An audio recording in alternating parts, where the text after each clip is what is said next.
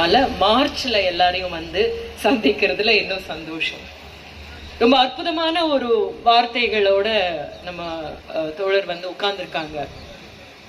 இப்படி ஒரு தோழர் இருக்கும்போது வேற என்ன வேணும் உங்களுக்கு அப்படின்னு தான் சொல்ல தோணுது எனக்கு. அவ்வளோ ஒரு தெளிவான சிந்தனை, பார்வை, சமூகத்தை பத்தி, குடும்பங்களை பத்தி, பெண்களுக்கான வெளி என்னவாக இருக்க வேண்டும் என்கிறதை பத்தி, பெண்களுடைய திறமைகள் என்ன அப்படின்றத பத்தியும் சில நேரத்துல பெண்களுக்கே சொல்ல வேண்டியதா இருக்கு அப்படின்றது தான்.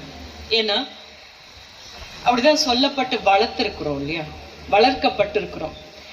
நீ இவ்வளவுதான், உனக்கு இது இல்லை, நீ 2ஆம் ஆளு வீட்டுல, சில நேரத்துல வந்து கடைசி ஆளு, எல்லாரும் சாப்பிட்டதுக்கு அப்புறம் சாப்பிடுற ஆளு, எல்லா விதத்திலையுமே உனக்கு எல்லாமே கடைசியில தான் கிடைக்கும், அதுக்கு நீ பழக்கப்படுத்திக்கணும், நீ வந்து சாக்ரிஃபைஸ், நீ பெரிய தியாகி, நம்மளை வந்து தியாகியா.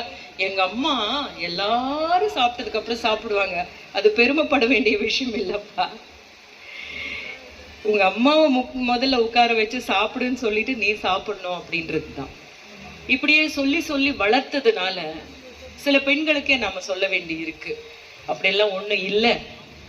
நீங்க உங்களுக்கான கோரிக்கைகளையும் உங்களுடைய ஆசைகளையும் கனவுகளையும் நிறைவேற்றிக்கிறதுக்காக உங்களுடைய குரலை நீங்க உயர்த்தலாம், நீங்க கேட்கலாம்.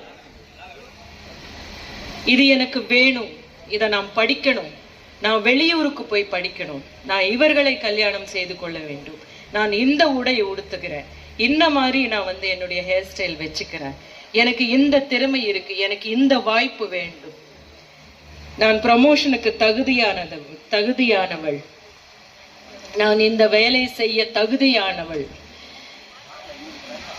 அப்படிதான் என்னுடைய சொத்து, இது எனக்கு வர வேண்டிய சொத்து என்கிறது எல்லாமே கேட்டு பெற வேண்டிய இடத்துல தான் நம்ம இன்னும் இருக்கோம் அப்படின்றது. ஆனா இது கேட்கவே